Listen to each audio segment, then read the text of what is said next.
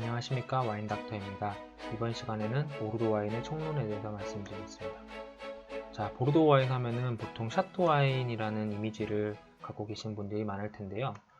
자, 보르도 와인 중에 대표적인 샤또 오브리옹을 가져와 봤는데, 이 라벨에 있는 이 성이 실제로 이런 성을 가지고 있어요. 그래서 성을 영어로 캐슬이라고 하고, 이게 프랑스어로는 샤또인데, 보르도에 있는 포도원들이 보통 이런 성을 가지고 있기 때문에 샤또 오브리옹, 샤또 무통로실드 이런 것처럼 샤또라는 이름을 가진 와인들이 많지만 꼭 다 그런 건 아니어서 도멘으로 시작하는 보르도 와인들도 있고, 그리고 이런 식으로 이름에 샤또가 들어가 있기는 한데 미국 와인인 경우도 있어서 샤또 와인 이꼴 다 보르도 와인이다, 혹은 보르도 와인은 다 샤또 와인이다, 이런 건 아니지만 일반적으로 보르도 와인은 샤또라는 이름을 달고 나온다, 이런 식으로 생각을 하시면 되겠어요. 그래서 와인 생산지를 이해하려면 이라고 해놨는데, 첫 시간에 와인을 이해하려면 지역, 품종, 생산자, 등급을 알아야 된다고 했죠. 그래서 보르도를 이해하려면 보르도의 세부 지역을 알아야 되고, 보르도에서 쓰이는 품종을 알아야 되고, 여기 누가 유명한 생산자인지, 그리고 등급은 어떤 게 있는지 좀 알아야 되겠죠.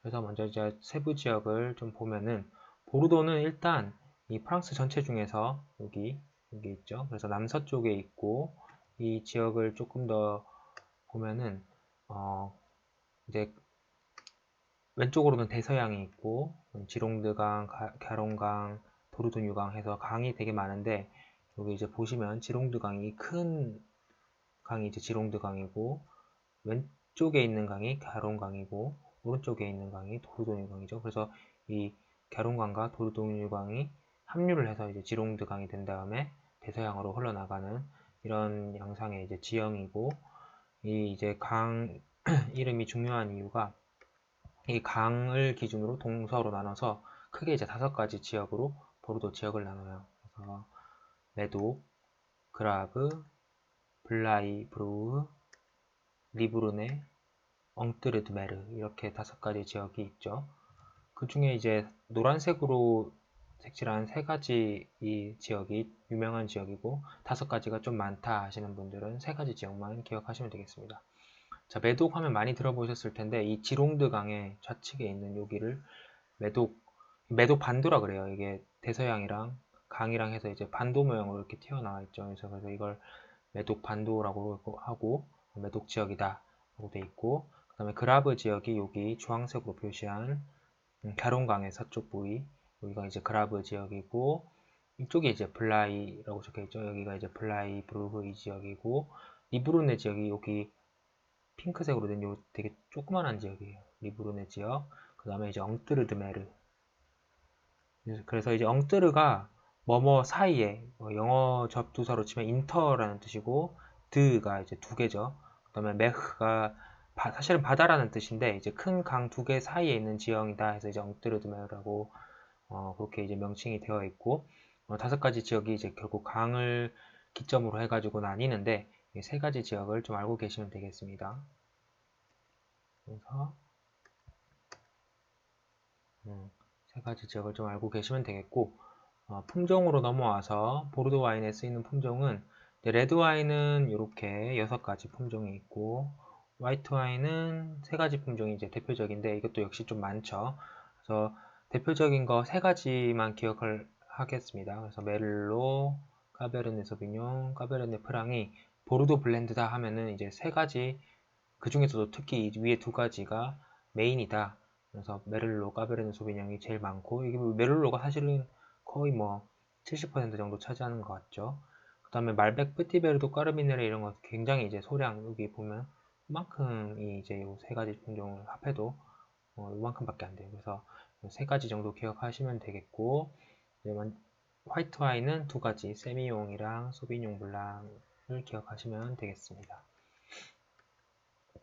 그래서 각 품종을 조금 이제 복습을 하면은, 자, 까베르네 소비뇽은 먼저 이제 색상표에서 조금 이제 진한 편에 속하는 짙은 루비색 및 보라색 색깔이고, 맛과 향은 블랙커런트가 이제 과실향이고, 숙성이 되면 피망, 감초, 바닐라 향이 난다.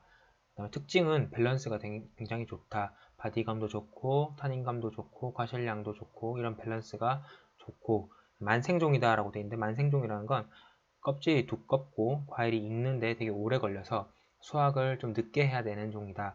그래서 일조량도 많이 필요하고 그런 특징이 있다, 이렇게 알고 계시면 되겠어요.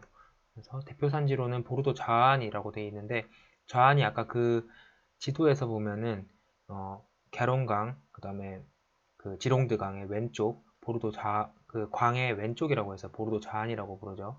그래서 메독과 그라브 지역이 까베르네 소비뇽을 주로 생산하는 지역이다.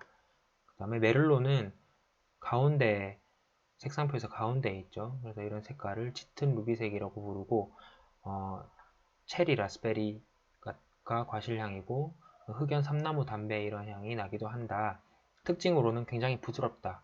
부드러운 종이라고 이게 기억을 좀 하시면 되겠고, 조생종은 아까 까베르네 소비뇽 만생종과는 반대로 빨리 익고 껍질이 얇고, 그래서 먼저 수확할 수 있어서 빠르다라는 뜻이죠. 조가. 그래서 조생종이라고 알고 계시면 되겠습니다. 대표 산지로는 아까 까베르네 소비뇽이랑은 반대로 강의 오른쪽, 보르도 우안, 그래서 리브르네 지역에서 주로 만든다. 그 다음에 까베르네 프랑은 이 색상표에는 사실 안 나와 있는데, 메를로랑 사실 그 짙은 정도가 되게 비슷해요. 그래서 이런 색깔을 또 짙은 루비색 좀 비슷하게 부르고, 맛과 향은 딸기, 플럼 이런 빨간색이 떠오르는 이런 과일 향이 나고, 이 까베르네 소비뇽처럼 피망 향이나 이렇게 좀 스파이시한 특징이 있다고 돼 있고, 특징은 얘도 그 메를로처럼 조생종이에요. 그래서 좀 일찍 익는 편이고 미디엄 바디감 정도인데, 얘 또 특징이 산도와 타닌이 되게 강하다 라고 알고 계시면 되겠고, 마찬가지로 아까 메를로가 조생종인 것처럼 까베르네 프랑도 조생종이고, 산지 역시 보르도 강 오른쪽 우안, 리브르네 지역에서 많이 생산한다고 알고 계시면 되겠습니다. 화이트와인 품종, 이제 소비뇽 블랑은 그 화이트와인 여러 가지 품종들 중에서도 색깔이 가장 밝은 품종이었죠. 그래서 연한 노란색, 볏짚색을 가지고 있고, 아주 상큼한 과일들, 라임, 레몬 이런 향이 과실향이고, 풀향도 좀 난다고 돼 있죠. 그래서 바디감이 굉장히 라이트해요. 색깔이 연하면 바디감도 가볍다. 그래서 라이트 바디한 대신에 산미가 되게 높아서 상큼한 그런 것이 매력적인 품종이다. 그래서 대표 산지가 보르도 중에서도 그라브 지역이에요. 아까 강 왼쪽 중에서도 조금 남쪽에 있었죠. 그 그라브 지역이 보르도 지역에서 유일하게 이제 화이트를 좀 메인으로 만드는 지역인데, 거기서 생산을 한다.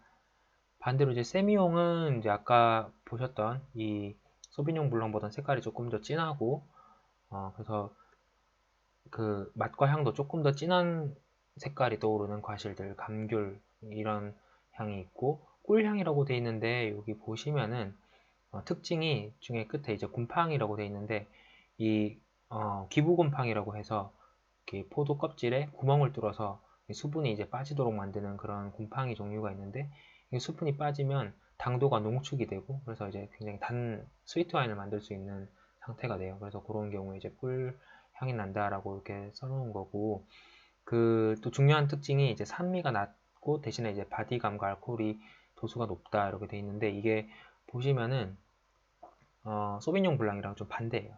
소비뇽 블랑은 바디감이 낮고 산미가 높은데, 이제 그 소비뇽은 대신 바디감이 높고 산미가 낮으니까 두 개가 이제 서로의 단점을 보완해주고 장점을 또 부각시키고, 이런 케미가 좋겠죠. 그래서 이 둘을 같이 이제 블렌딩을 해서 화이트 와인을 만드는 거고, 마찬가지로 보르도에서 화이트 와인을 잘 만든다 하면 그라브 지역이라고 생각하시면 돼요. 세미옹도 마찬가지 보르도 그라브 지역에서 만든다.